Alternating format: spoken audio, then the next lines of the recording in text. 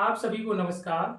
UP police constable की आगामी भर्ती परीक्षा को देखते हुए हम यूपी पुलिस कांस्टेबल के प्रीवियस ईयर क्वेश्चन पेपरों की एक सीरीज चला रहे हैं, जिसमें हम 2010 और 2013 के पेपर सॉल्व कर चुके हैं, जिनका वीडियो के डिस्क्रिप्शन में लिंक दे रखा है, वहां जाके आप देख सकते हो।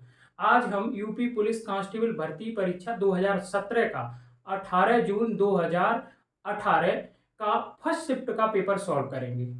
चलिए देखते हैं इस शिफ्ट का प्रथम प्रश्न। प्रथम प्रश्न है, राजेश 5 मीटर प्रति सेकंड की गति से पैदल चल सकता है या 20 मीटर प्रति सेकंड की गति से साइकिल चला सकता है। वह परिवहन के दोनों तरीकों के संयोग से 600 मीटर की दूरी को तय करने के लिए 45 सेकंड लेता है।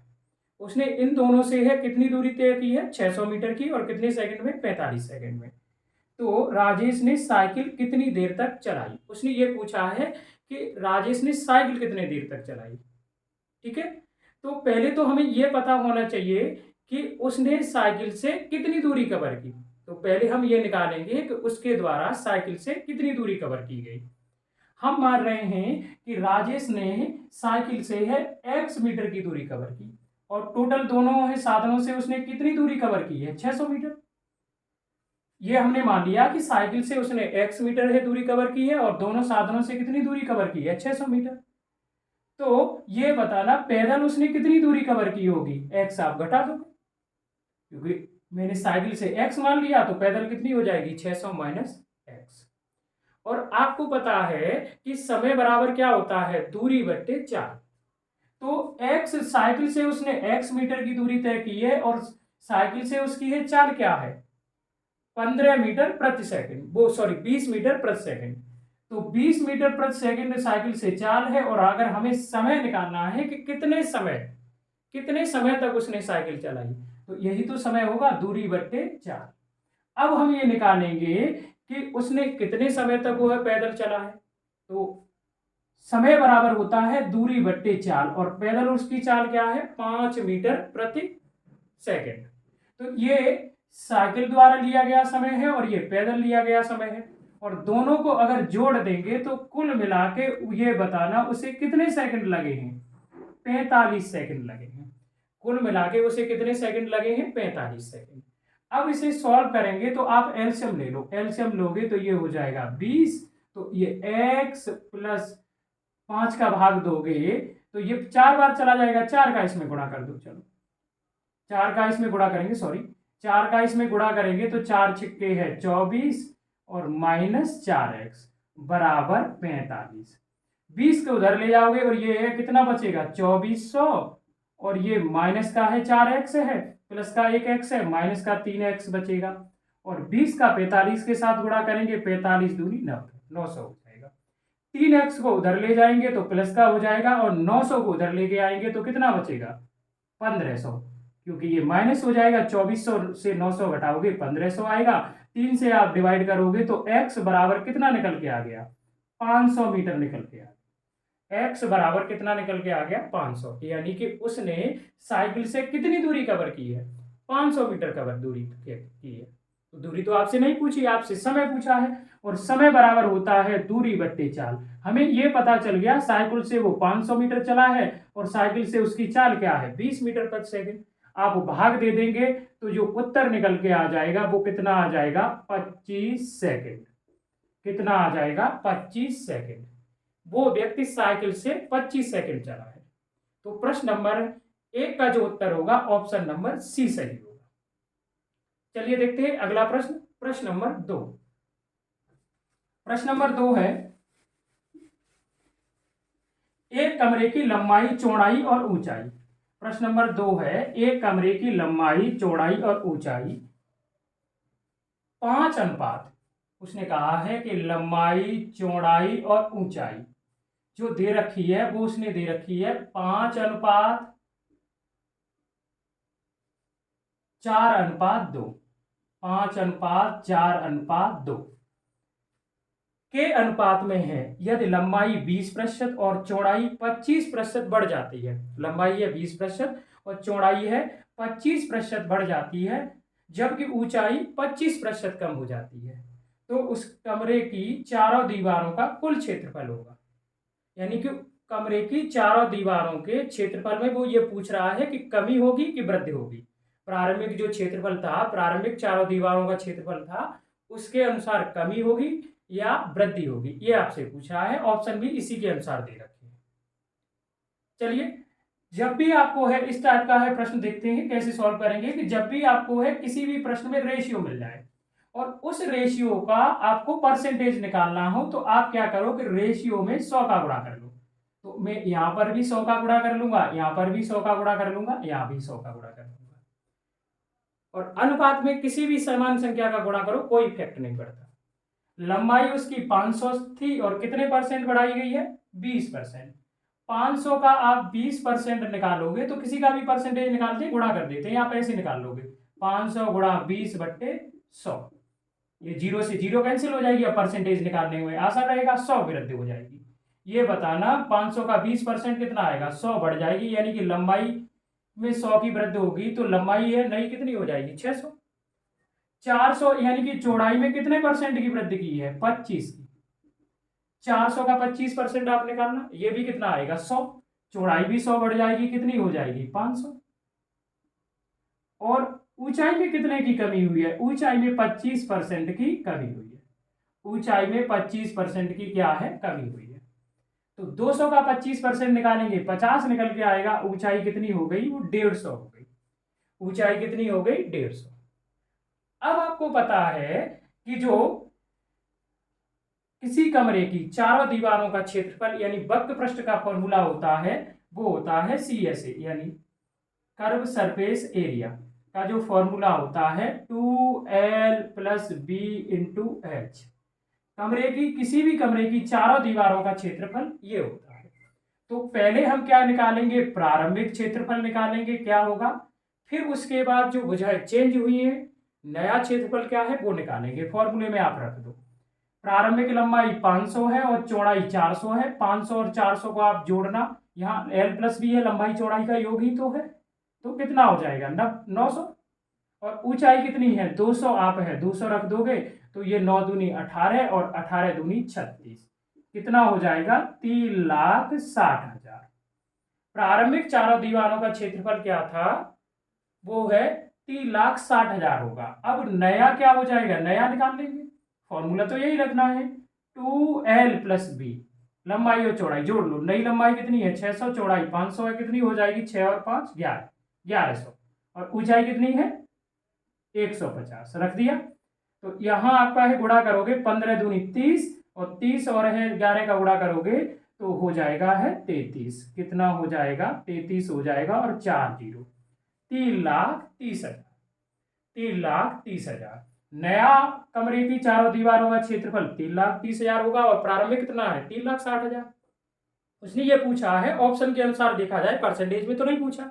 उसने ये कहा है कि प्रारंभिक क्षेत्रफल का कितना गुना कमी होगी, गुने में पूछा है। और जब भी हम गुना निकालते हैं तो हम सीधा सीधा भाग दे देते हैं। कमी पूछी है उसने, कितने गुना कमी होगी, तो वो कितना गुना हो जाएगा वो अलग है। जैसे मेरे पास है 10 रुपए हैं और 10 से 20 रुपए हो गए तो वो 2 गुने हो गए। और अगर मैं आपसे है ये पूछूं कितने की वृद्धि हुई है, तो वृद्धि 10 रुपए थे 20 हुए हैं, तो 10 ही की तो वृद्धि हुई है, 1 गुने की वृद्धि हुई है। अगर देखा जाए तो प्रारंभिक रुपए 10 थे और 10 बढ़ गए तो 10 का 10 में भाग दोगे, 1 गुना बढ़े हैं कि नहीं।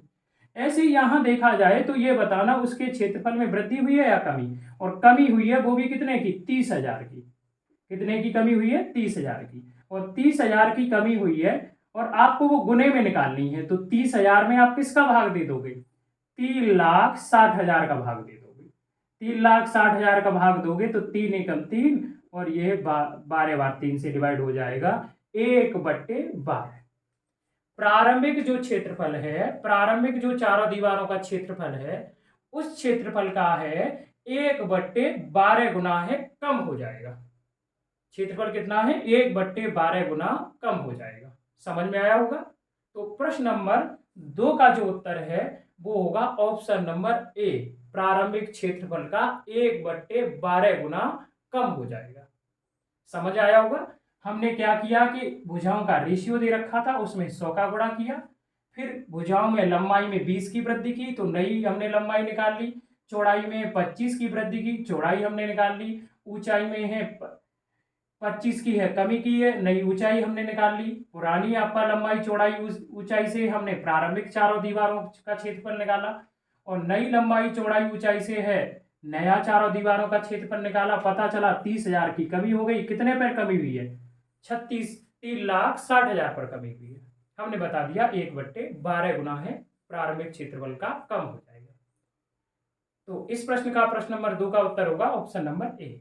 चलिए देखते हैं प्रश्न नंबर 3। प्रश्न नंबर 3 है, प्रश्न नंबर 3 है, तुहिन और प्रणव, तुहिन और प्रणव दो व्यक्ति हैं, तुहिन है और एक है प्रणव है। तुहिन और प्रणव किसी कार्य को अकेले क्रम से 42 मिनट और 70 मिनट में पूरा कर सकते हैं। तुहिन, तुहिन ये मैंने टी ले लिया और प्रणव का मैंने पी ले लिया। तुहिन है वो 42 मिनट में है इस कार्य अकेले पूरे कर देता है, और प्रणव है वो 70 मिनट में अकेले पूरा कर सकता है एक कार्य को। कार्य की समाप्ति तक, आगे प्रश्न है, कार्य की समाप्ति तक तुहिन से शुरू करते हुए दोनों बारी बारी से 1-1 मिनट काम की। केवल अंत में काम करने वाले को अपनी अंतिम पारी में 1 मिनट में कम समय काम करने की अनुमति है। 1 मिनट से कम समय में काम करने की अनुमति है। लास्ट में जो कार्य करेगा वो 1 मिनट से कम करेगा। ठीक है, अनुमति है। कार्य पूरा करने में दोनों को कितना समय लगेगा? बारी बारी से कार्य कर रहे हैं, बारी बारी से कार्य कर रहे हैं, और किसने प्रारंभ किया है? तुहिन। तुहिन है 42 मिनट में अकेला कार्य को कर लेता है, और प्रणव 70 मिनट। तो हम कार्य मानेंगे, और वो कार्य क्या होगा? इनका लासा। तो हम कार्य मानेंगे, कार्य हो जाएगा इन दोनों का है संख्याओं का लासा। 42 और 70 का अगर हम लासा लेंगे तो वो है, अगर मैं इसे 10 से अलग कर दूं 5, इसमें 5 नहीं है, और 5 का इसमें गुणा कर दूं, 5 दूनी 10 और 5 के बीच 210, यानी 42 और है 70 का आप लासा निकालोगे तो 210 आएगा। तो हमने कार्य क्या माना? 210। ये टाइम एंड वर्क का है प्रश्न है, और टाइम एंड वर्क में हम 2 व्यक्ति या 3 व्यक्ति अलग अलग कार्य उनका करने का समय दे रखा हो तो हम कॉमन कार्य मानते हैं, उनके टाइम का लासा लेते हैं। तो आप लासा निकाल ली ना, 42 और 70 का लासा कितना आ जाएगा? 210। 210 कार्य को है ये 42 मिनट में करता है, तो 42 का भाग देंगे कितने बार चला जाएगा? 5 बार। ये 1 मिनट में 5 कार्य करेगा, और 70 का भाग देंगे 7 या 21, 1 मिनट में 3 कार्य करेगा। ये 5 मिनट कार्य करेगा 1 मिनट में, ये कितना करेगा? 3 कार्य। अब बारी बारी से कार्य करते हैं, और बारी बारी से कार्य करते हैं तो पहले कौन करता है? तुहिन, और फिर कौन करता है? प्रणव।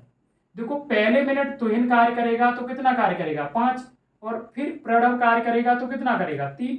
यानी कि अगर हम देखा जाए तो ये 2 मिनट का कार्य हो जाएगा। पहले मिनट है कौन कार्य करेगा? तुहिन, और अगले मिनट है कौन कार्य करेगा? प्रणव। तो ये 2 मिनट में कितना कार्य हो जाएगा? 8 कार्य हो जाएगा।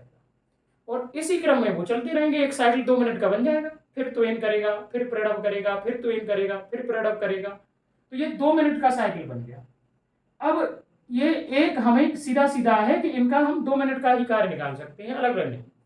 तो 2 मिनट में 8 कार्य हो रहा है, तो 210 में आप है 8 का भाग दो, तो भाग देना कितने बार कंप्लीट जाएगा? 8 दूनी 16, हासिल 5, 8 छिक्के 48, 26 बार कंप्लीट चला जाएगा। इसका मतलब ये है कि 26 साइकिल हो जाएंगे, और 26 साइकिल हो जाएंगे। एक साइकिल 2 मिनट का है, तो ये आप बताना 26 साइकिल में कितने मिनट लगेंगे? 26 दूनी 52, 26 दूनी कितना हो जाएगा? 52। और एक साइकिल में 8 कार्य हो रहा है, तो 8 का आप गुणा कर दोगे, 8 छिक्के 48, 4 8 दूनी 16, यानी कि 208 कार्य। कितना हो जाएगा? 208 कार्य हो जाएगा। अब शेष कार्य कितना बचेगा? जो शेष कार्य बचेगा वो शेष कार्य हो जाएगा 210 से आप कितना घटा दोगे? 208 घटा दोगे। 208 घटाओगे तो 2 कार्य शेष बचा। अब ये बताना बारी किसकी आएगी? जिसने कार्य आरंभ किया है। और किसने कार्य आरंभ किया है? तुहिन। तुहिन की बारी आएगी, और तुहिन इस कार्य को, तुहिन है इस कार्य को है कितने समय में कर देगा? 2 में हम 5 का भाग दे देंगे, 2/5 मिनट, 2/5 मिनट में कर देगा। अगर मैं इसे सेकंड में चेंज करूंगा तो 1 मिनट में 60 सेकंड होती है, तो 60 का है गुणा करूंगा, 5 से डिवाइड करूंगा तो 12 बार, और 12 दूनी 24 सेकंड हो जाएगी। 2/5 मिनट को हम सेकंड में चेंज करेंगे तो 24 सेकंड हो जाएंगे। तो 52 मिनट ये और 24 सेकंड ये, तो कुल मिला के उन लोगों को बारी बारी से कार्य करेंगे तो कुल मिला के 52 मिनट और 24 सेकंड का समय लगेगा। 52 मिनट और 24 सेकंड का समय लगेगा। समझ आया होगा। पहले हम क्या करते हैं, बारी बारी वाले कार्य में अगर 2 व्यक्ति हैं तो 2 दिन या 2 मिनट का साइकिल बनेगा, तो उससे 2 मिनट का कार्य निकालते हैं। 3 व्यक्ति होते तो 3 मिनट या 3 दिन का साइकिल बनता है। फिर हम ये देखते हैं कि जो एक साइकिल में कार्य हो रहा है उसका भाग टोटल कार्य में देंगे, कितने साइकिल बन जाएंगे, 26 साइकिल बन जाएंगे। और एक साइकिल में 8 कार्य हो रहा है तो 208 कार्य होगा। और एक साइकिल 2 मिनट का है तो 26 दूनी 52 मिनट में 208 कार्य हो जाएगा। शेष कार्य कितना बचा, 2। और इसे कौन करेगा, जिसने प्रारंभ किया है तुहिन, और तुहिन 24 सेकंड में कर देगा। तो टोटल जो समय लगा 52 मिनट 24 सेकंड लगे। तो प्रश्न नंबर है 3 का जो उत्तर होगा option number B, 52 minute 24 second. समझ आया होगा। चलिए देखते हैं प्रश्न नंबर है 4। प्रश्न नंबर 4 है, रविंद्र रोज सुबह 8 बजे, रविंद्र रोज सुबह 8 बजे घर से निकलता है, घर से निकलता है और 9 बजे, 9:30 बजे सॉरी, और 9:30 बजे कार्यालय पहुंचता है। रविंद्र रोज सुबह 8 बजे घर से निकलता है और 9:30 बजे कार्यालय पहुंचता है। एक दिन उसने अपना घर 8 बजे छोड़ा, 8 बजे ही निकला रोजाना के टाइम पे, 8 बजे छोड़ा, लेकिन सामान्य गति से 3/4 की गति पर 1/3 दूरी की यात्रा पूरी की। उसने सामान्य गति का 3/4 गति से चला और उस गति से उसने टोटल दूरी का 1/3 है दूरी कवर कर ली, 1/3 दूरी कवर कर ली। अगर वह सामान्य समय पर कार्यालय पहुंच गया हो तो रविंद्र ने सामान्य गति से कितना गुना गति पर यात्रा के शेष हिस्से में यात्रा की। और वो सामान्य गति से कम गति चलने के बावजूद भी वो समय पर कार्यालय पहुंच गया, कितने बजे, 9:30 बजे। इसका मतलब यह है कि जो शेष दूरी है उसने ज्यादा स्पीड से तय की है सामान्य गति से, तो वो हमें पता लगाना है। तो ये देखना, सामान्य गति से देखा जाए, अगर सामान्य गति से देखा जाए तो उसने सामान्य गति का कितना गति से चाल चली है, प्रारंभ में 8 बजे तो वो घर से ही निकला, लेकिन सामान्य गति के कितने गति से, 3/4 गति से। उसकी 4 गति थी, किस गति से चल रहा था, 3 गति से चल रहा था। और जो डिस्टेंस है, डिस्टेंस का कितना भाग इस गति से कवर किया है, 1/3। और जिसके अनुसार पर फ्रैक्शन बताते हैं, कोई भी चैप्टर क्यों ना हो, हर में उसी का मान होता है। टोटल डिस्टेंस का ही तो 1/3 माना है, इसका मतलब है 3 टोटल दूरी थी और उसने कितनी गति से है, 1/3 से कितनी दूरी तय की, 1/3 से कितनी दूरी तय की है, वो की है 1 इकाई। कितनी तय की है, 1 इकाई। ठीक है, कितनी तय की है, 1 इकाई।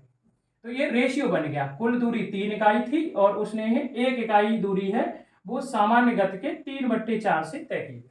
ठीक है, टोटल है 300 और हमने इसमें 100 का गुणा कर दिया, क्योंकि आगे हमें कैलकुलेशन करने में प्रॉब्लम नहीं होगी जब बड़ी संख्या बना लेंगे। एक रेशियो बन गया और रेशियो में आप किसी का गुणा करो कोई इफेक्ट नहीं पड़ता।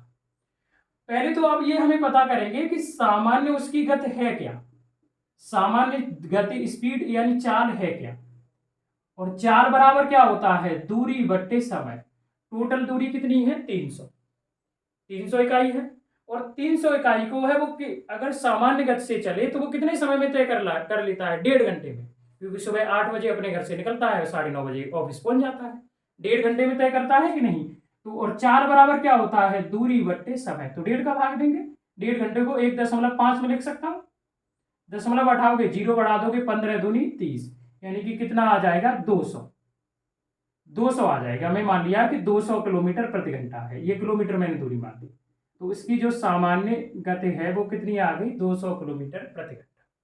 उसकी जो सामान्य गति है वो कितनी आ गई, 200 किलोमीटर प्रति घंटा आ गई।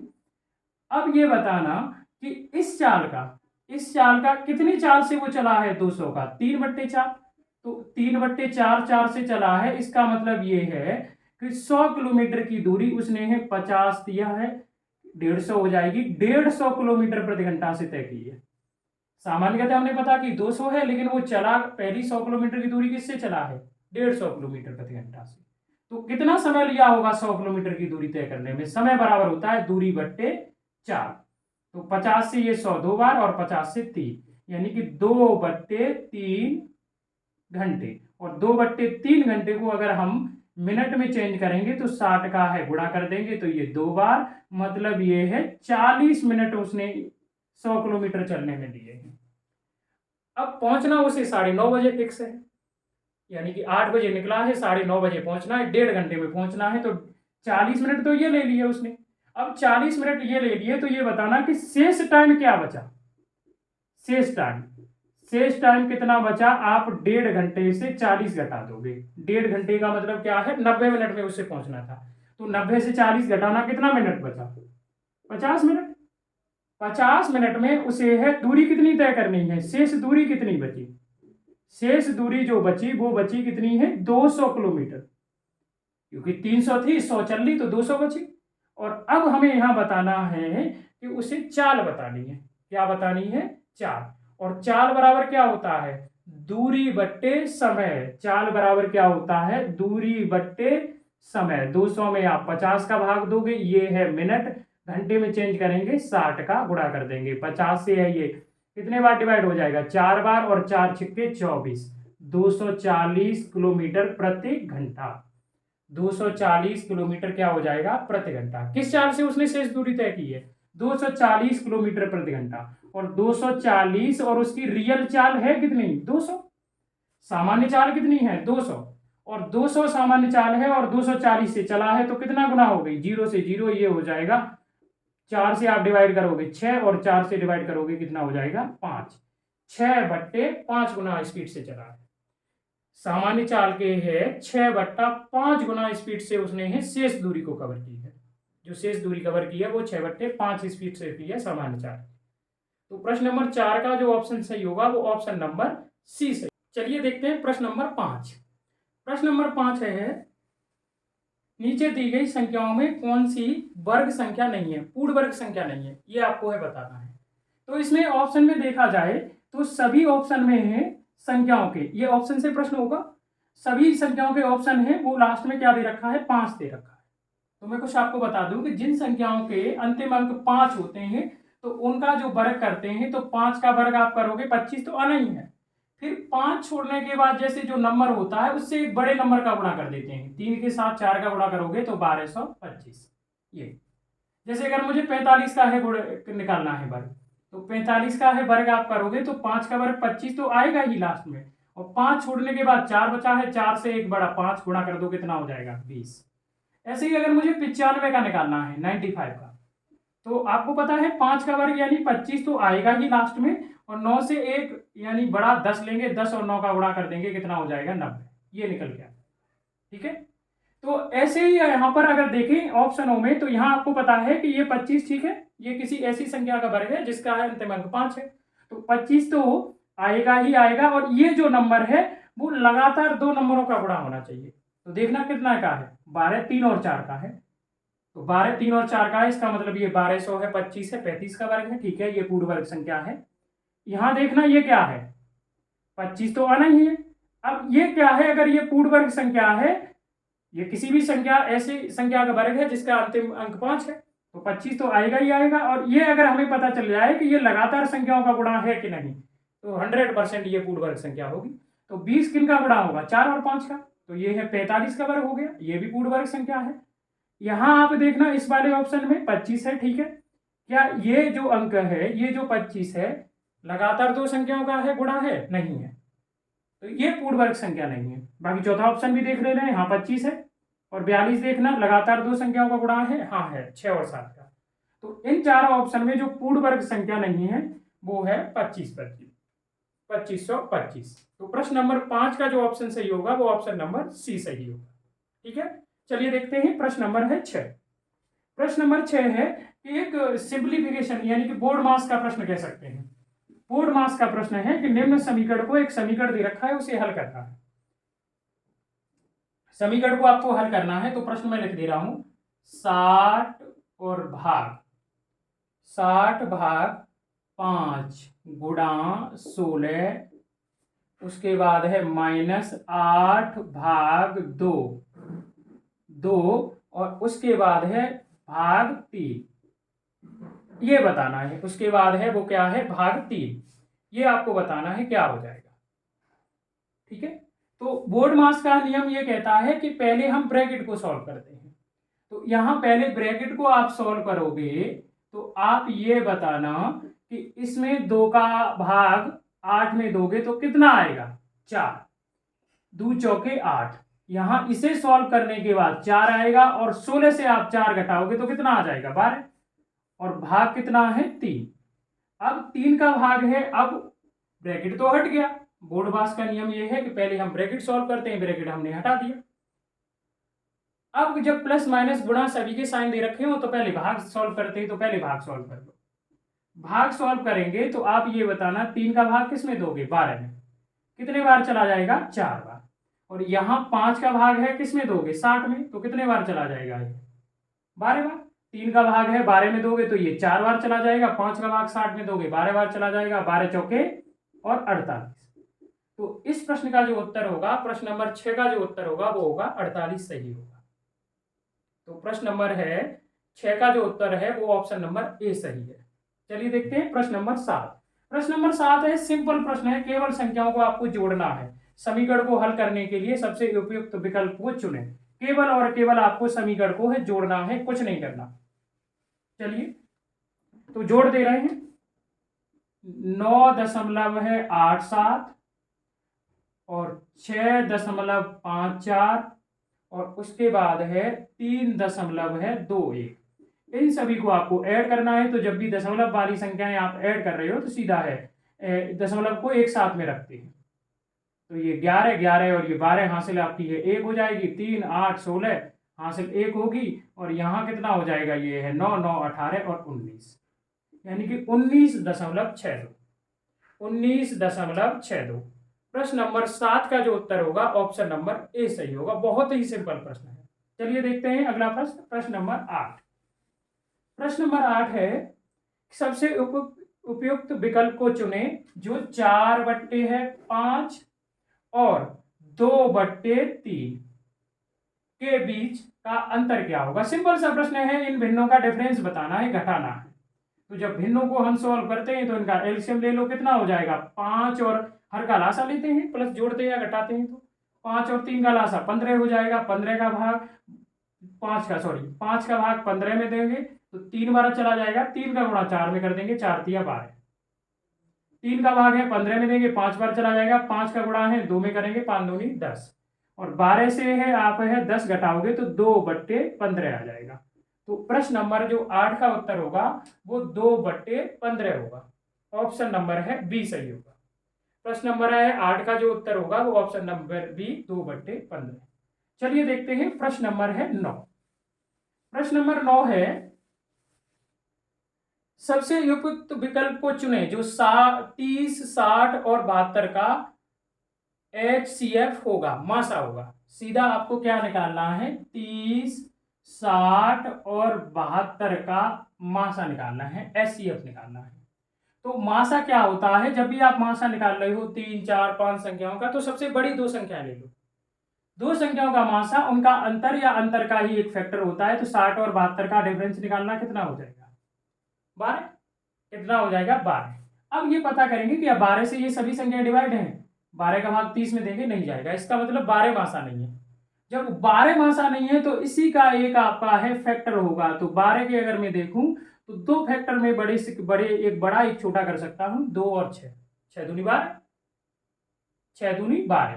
तो आप देखना कि ये 6 से ये 30 भी डिवाइड है, और ये है 60 भी डिवाइड है, और 72 भी डिवाइड है। आप कहोगे 2 से तो बीच से तो है, 2 से भी है, लेकिन हमें मासा जो होता है वो बड़ी सी बड़ी संख्या होती है, बड़ा फैक्टर देखते हैं। तो इसका जो मासा हो जाएगा वो कितना हो जाएगा, 6 हो जाएगा। इन तीनों संख्याओं का जो HCF होगा वो कितना होगा, 6 होगा।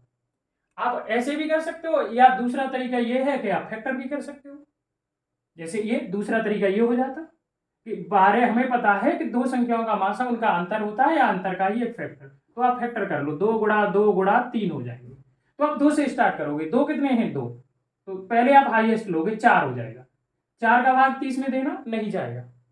तो इसका मतलब यह है कि आपको अब एक 2 हटाना पड़ेगा। अब 2 का भाग दो, तो 2 का भाग देंगे तो 2 का 30 में भी चला जाएगा, 60 में, 72 में भी। इसका मतलब एचसीएफ का एक फैक्टर 2 होगा।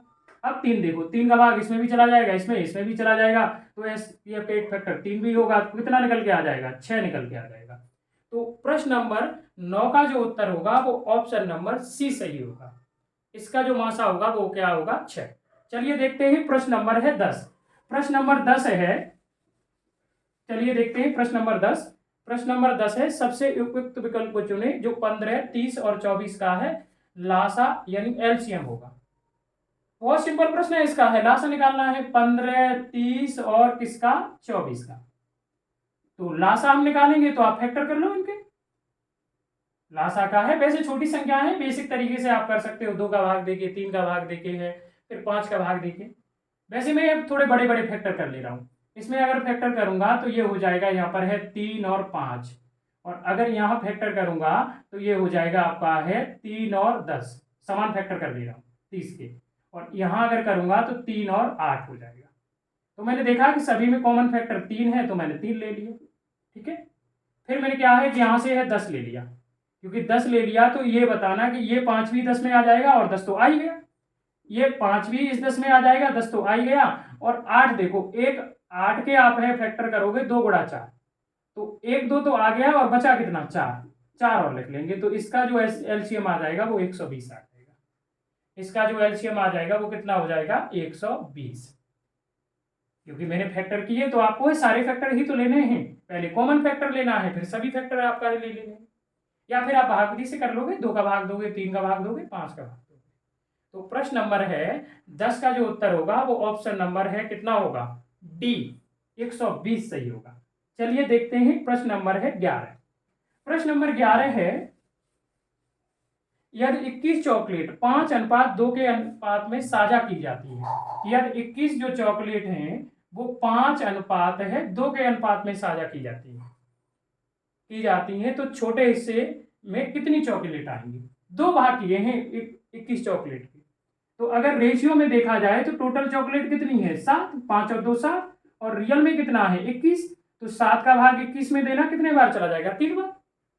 एक इकाई की वैल्यू 3 आ गई, और आपसे पूछा क्या है? छोटा हिस्सा। जो रेशियो में छोटा होगा वही रियल में छोटा होगा, तो 3 का गुणा 2 में करोगे, 3 दूनी 6। छोटे हिस्से में कितनी चॉकलेट आएंगी? 6 चॉकलेट आएंगी। तो प्रश्न नंबर 11 का जो उत्तर होगा वो ऑप्शन नंबर बी सही होगा, 6। चलिए देखते हैं प्रश्न नंबर 12। प्रश्न नंबर 12 है, महिमा ने एक परीक्षा में 175 में से, यानी कुल अंक कितने थे? कुल आपके अंक थे वो थे 175। महिमा ने एक परीक्षा में से 175 में से 126 अंक प्राप्त किए। उसका जो प्राप्तांक है वो कितना है? प्राप्तांक है वो 126 है। 126 अंक प्राप्त किए। महिमा द्वारा प्राप्त किए गए अंकों का प्रतिशत क्या है? ये परसेंटेज का प्रश्न है, नॉर्मल बताना है। तो जब भी हम परसेंटेज बताते हैं ये बताना 175 में से ही तो उसने 126 प्राप्त किए हैं। और वैसे भी जब नंबरों का हम परसेंटेज निकालते हैं तो हर में टोटल रखते हैं, कुल मैक्सिमम नंबर कितने हैं, टोटल नंबर कितने हैं? 175। और यहां अगर प्रश्न को पढ़े तभी हमें पता चल रहा है कि 175 में से 126 प्राप्त किए हैं, तो 175 के अकॉर्डिंग तो बताना 126 है कितना। अंश में क्या रखेंगे? जो बताना चाहते हो। 175 यानी कि जब हम परसेंटेज है नंबरों की निकालते हैं तो कुल नंबर हर में रखते हैं और प्राप्तांक है अंश में रखते हैं। ये साधारण बन गया, परसेंटेज चेंज करेंगे 100 का गुणा कर देंगे, तो 25 से आप डिवाइड करोगे तो ये 7 बार डिवाइड हो जाएगा, और 25 से डिवाइड करोगे तो ये 4 बार, और फिर अगर 7 से डिवाइड करेंगे तो 7 एकम 7, और 7 8 56, और 18 चौके कितना हो जाएगा? 72। तो प्रश्न नंबर है 12 का जो उत्तर होगा 72% उसने अंक प्राप्त किए हैं महिमा ने। तो प्रश्न नंबर है 12 का जो उत्तर होगा ऑप्शन नंबर बी सही होगा। बहुत छोटे छोटे प्रश्न हैं, स्टार्टिंग के जो 1 2 3 4 ही प्रश्न इस पेपर में अच्छे आए हैं, बाकी नॉर्मल से प्रश्न है सभी। चलिए देखते हैं प्रश्न नंबर 13। प्रश्न नंबर 13 है, प्रश्न नंबर 13 है, 35 का 12% क्या होगा? सबसे उपयुक्त विकल्प वो चुनो। उसने कहा है कि 35 का 12% क्या होगा? बहुत ही सिंपल प्रश्न। 35 का 12% क्या होगा? तो का मतलब क्या होता है? गुणांक। का मतलब क्या होता है? गुणांक। और इस परसेंटेज को आप फ्रैक्शन में चेंज करोगे तो किसका भाग दोगे? 100 का। जब भी ऐसे देख कहे कि इसका इतना परसेंट कितना होगा, का मतलब होता है गुणा, और परसेंटेज को हम सादा भिन्न में चेंज करते हैं तो हमेशा 100 का भाग देते हैं। तो ये 4 से डिवाइड करेंगे, 3 बार हो जाएगा डिवाइड, 4 का भाग 100 में देंगे, 25 बार चला जाएगा, 5 से ये 7 बार होगा और 5 से ये 5 बार, तो 7 या 21 बट्टे है 5 हो जाएगा, और 5 का भाग 21 में देंगे तो 5 चौके 20, और दशमलव लगाएंगे, 5 दूनी 10, 4.2। 35 का 12% जो निकल के आएगा वो 4.2 निकल के आएगा। बहुत ही सिंपल प्रश्न है। प्रश्न नंबर 13 का जो ऑप्शन सही होगा, ऑप्शन नंबर सी सही होगा। चलिए देखते हैं प्रश्न नंबर 14। और छोटे छोटे प्रश्न है। प्रश्न नंबर 14 है, रमेश एक वस्तु 434 रुपए में बेचकर, यानी कि उसका जो विक्रय मूल्य है, रमेश का जो विक्रय मूल्य है वो कितना है? 434 रुपए। रमेश एक वस्तु 434 रुपए में बेचकर कितने का है? 24% का लाभ कमाता है। रमेश ने वह वस्तु किस कीमत पर खरीदी थी? 434 रुपए में उसने वस्तु को बेचा और कितने का है? 24% का लाभ कमाया। सीपी आपसे पूछा है। तो जब भी ध्यान रखना कि जब आप है किसी भी लाभ परसेंट या हानि परसेंट का फ्रैक्शन बना रहे हो, जैसे ये प्रतिशत भिन्न है, इसे साधारण भिन्न में चेंज करेंगे, 100 का भाग देंगे। 100 का आप भाग दोगे, 4 से ये 6 बार डिवाइड होगा, ये 25 बार डिवाइड हो जाएगा, यानी कि 6/25। कितनी फ्रैक्शन हो जाएगी? 6/25। और लाभ और हानि हमेशा सीपी पर बताया जाता है। तो जब भी आप लाभ परसेंट या हानि परसेंट का फ्रैक्शन बनाओगे तो हर में तो फिक्स है, सीपी होगा। अंश में अगर लाभ परसेंट है तो लाभ होगा, हानि है तो हानि होगी। इसका मतलब 25 रुपए की वस्तु को हम 6 रुपया लाभ से बेचते हैं तो कितने में बेचेंगे? 31 रुपए में बेचेंगे। 25 में 6 जोड़ देंगे, 31 में बेचेंगे, तो हम ये कह सकते हैं कि 31 इकाई का मान कितना है?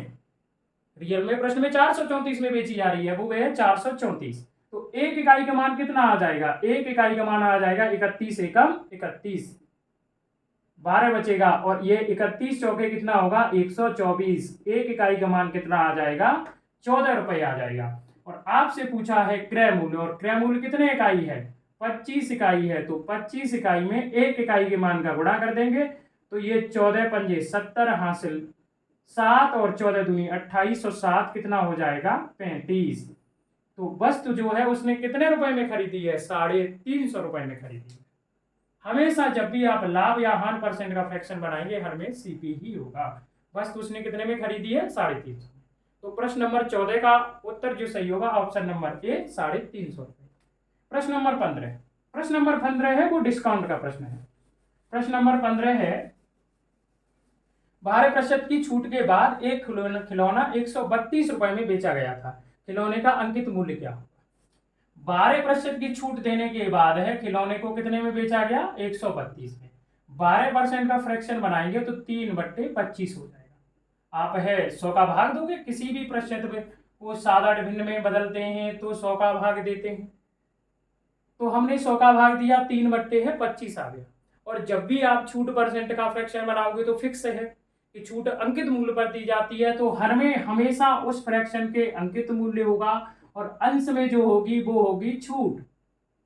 अंश में क्या होगी? वो होगी छूट, और हर में अंकित मूल्य होगा, एमपी होगा।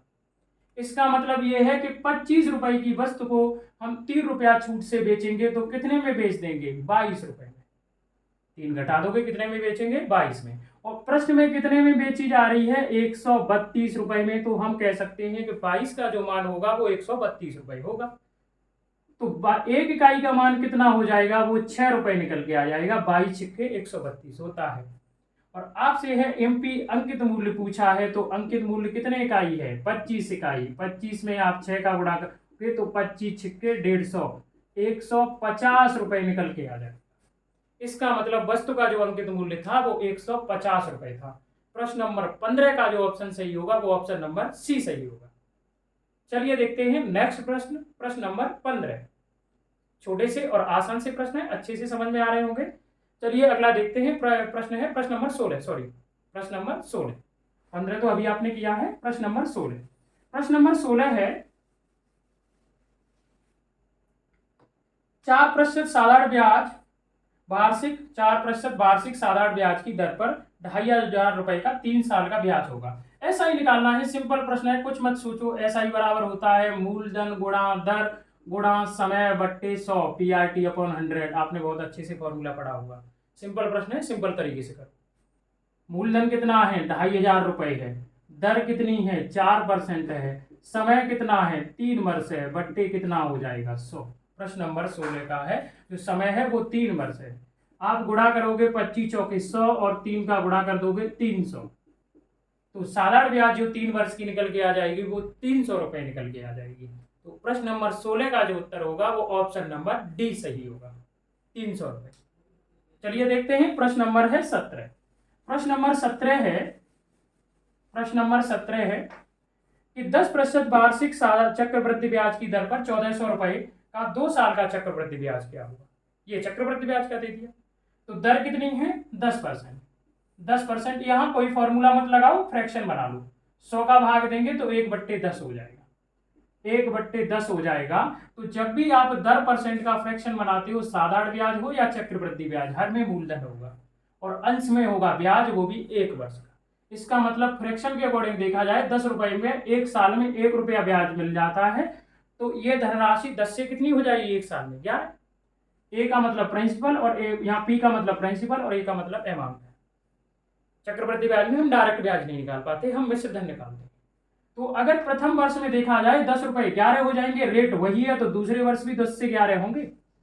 तो ये कितना हो गया 100 और ये 121। रिजल्ट हमें ये मिला 100 रुपए 2 साल में 121 हो जाएंगे। तो जो CI मिला वो कितना मिला 21 रुपए मिला, क्योंकि चेक मिश्र धन क्या होता है, ये अमाउंट मिश्र धन ही तो है। मिश्र धन होता है मूलधन और ब्याज का योग। तो मिश्र धन से अगर मैं मूलधन घटा दूंगा तो मुझे ब्याज मिल जाएगी, और मूलधन मुझे दे रखा है, तो 100 इकाई का मान कितना है, वो दे रखा है 1400। 100 इकाई का जो मान दे रखा है वो कितना दे रखा है 1400 रुपए। तो 1 इकाई का मान कितना आ जाएगा 14। तो 21 में आप है 14 का गुणा करोगे तो 14 एकम 14, हाँ सर 1 14 दूनी 28 और 1 29 हो जाएगा। तो चक्रवृद्धि ब्याज 2 साल की कितनी हो जाएगी 294 रुपए हो जाएगी। कितनी हो जाएगी 294। प्रश्न नंबर 17 का जो उत्तर होगा वो ऑप्शन नंबर बी सही होगा। ठीक है, चलिए देखते हैं प्रश्न नंबर 18। प्रश्न नंबर 18 है रवि और रश्मि, दो व्यक्ति हैं, रवि और रश्मि 150 रुपए। रवि ने कितने लगाए 150 रुपए। रवि और रश्मि दो व्यक्ति हैं। रवि और रश्मि ने क्रम से 150 रुपए और 200 रुपए एक व्यापार में निवेश किए। इसने तो है 150 रुपए लगाए हैं और इसने जो लगाए हैं, चलो सीधा लिख दे रहा हूं 150, और इसने लगाए हैं वो 200 रुपए लगाए हैं। ठीक है, लेकिन रवि ने कुछ महीनों के बाद अपना पैसा वापस ले लिया। रवि ने अपना पैसे वापस ले लिए, मेरे पैसे वापस करो, मैं अब व्यापार में नहीं रहना चाहता। वापस ले लिया।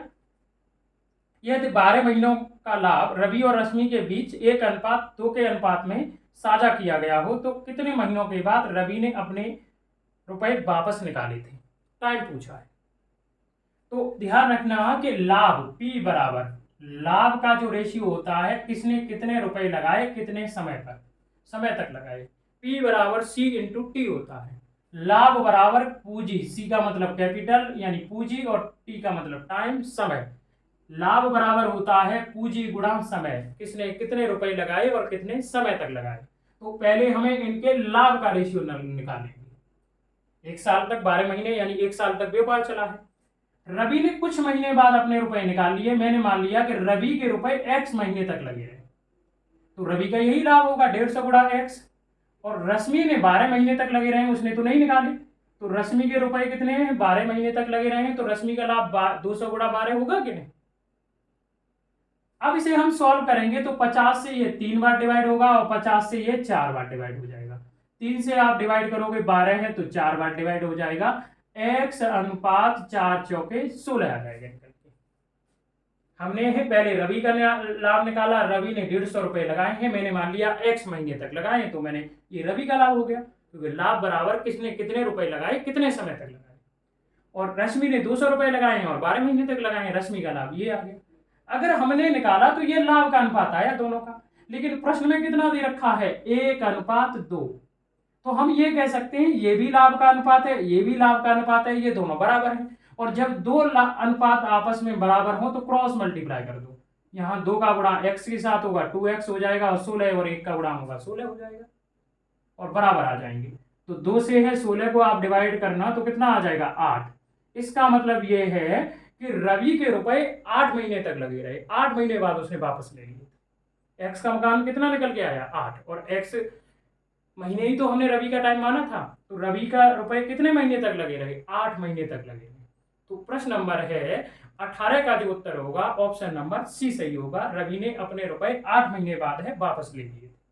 ठीक है, चलिए देखते हैं प्रश्न नंबर 19। प्रश्न नंबर 19 है कि 18, 27 और एक अन्य तीसरी संख्या का औसत 30 है। एक अन्य तीसरी संख्या का औसत क्या है 30 है। तीन संख्याओं का औसत कितना है 30 है। तो तीसरी संख्या कौन सी है? ये सिंपल सा प्रश्न है और सिंपल तरीके से करो, कोई शॉर्ट ट्रिक कोई फॉर्मूला कुछ लगाने की आवश्यकता नहीं है। बस ये औसत का नॉर्मल जो फॉर्मूला है वो लगाना है, कोई शॉर्ट ट्रिक कुछ मत लगाओ। औसत बराबर होता है कुल संख्याओं का योग बट्टे कुल संख्याएं। टोटल आपका है कुल संख्याओं का योग बट्टे कुल संख्याएं कितनी होती हैं। सम ऑफ ऑल डाटा और number of all data average बराबर होता है। तो कुल पदों का योग बट्टे कुल पदों की संख्या कितनी है। तो संख्या कितनी है तीन संख्याएं हैं, जिसमें एक संख्या 18 है, एक 27 है, तीसरी संख्या पता नहीं है वो मैंने x मान ली। ये तीन संख्याएं तो तीनों को मैंने जोड़ा, 3 का भाग दे दिया, यही तो औसत निकल के आ गया तीनों संख्याओं का। और प्रश्न में कितना दे रखा है 30 दे रखा है, तो हम बराबर 30 नहीं लिख सकते। 3 का उधर गुणा करो और इधर आपका है 18 जोड़ोगे तो ये 45, 18 और 27 जोड़ोगे 45 हो जाएगा, और 3 का 30 में गुणा हो जाएगा, 3 त्रिक का 9, 90। 45 को उधर ले जाओगे तो 45 से 90 से आप 45 घटाओगे तो कितना बचेगा 45। अरे 45 को उधर ले जाओगे ये माइनस हो जाएगा 90 से, 45 बचेगा।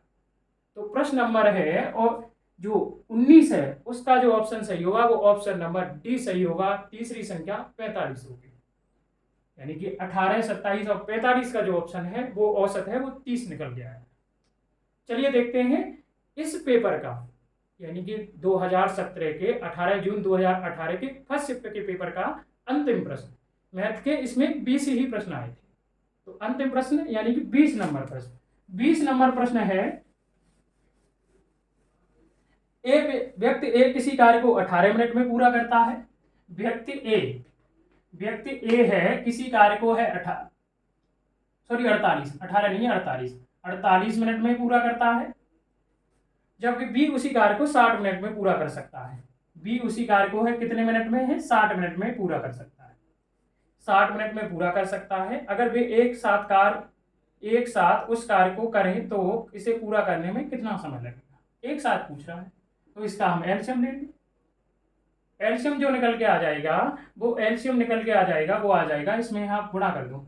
इसमें गुणा करोगे तो 5 8 40, 4 5 चौके 20 और 4 240, कितना आ जाएगा 240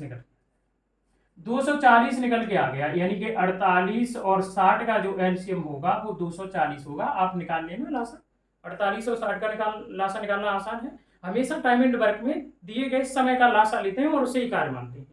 तो हमने 48 और 60 का एलसीएम लिया, 240 आया। 240 कार्य है, ये 48 है मिनट में कर लेता है तो 1 मिनट में 5 कार्य करेगा।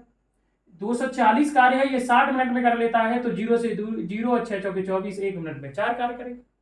अब उसने ये पूछा है कि समय बताओ, दोनों मिल जाए तो इस 240 कार्य को कितने समय में करेंगे। तो ये 1 मिनट में 5 कार्य कर रहा है, ये 4 कार्य कर रहा है, तो दोनों मिल जाए तो 1 मिनट में 9 ही कार्य तो करेंगे।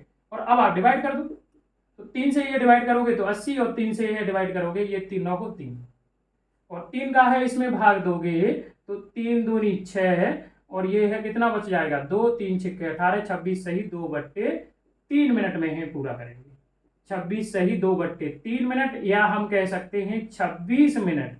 2/3 मिनट को है हम सेकंड में चेंज करेंगे तो 60 का गुणा करेंगे, ये 20 बार है डिवाइड हो जाएगा 40 सेकंड। 2/3 मिनट का 40 सेकंड बन जाएगा। इसमें 2/3 में 60 का गुणा कर देंगे, 1 मिनट में 60 सेकंड होती है, तो 3 से 60 20 बार डिवाइड होगा, 20 दूनी 40। तो दोनों मिल जाए तो कार्य को है 26 मिनट 40 सेकंड में पूरा करेंगे। तो प्रश्न नंबर 20 का जो ऑप्शन सही होगा वो ऑप्शन नंबर ए सही होगा। आपको सभी प्रश्न बहुत अच्छे से समझ आए होंगे। चलिए मिलते हैं अगली वीडियो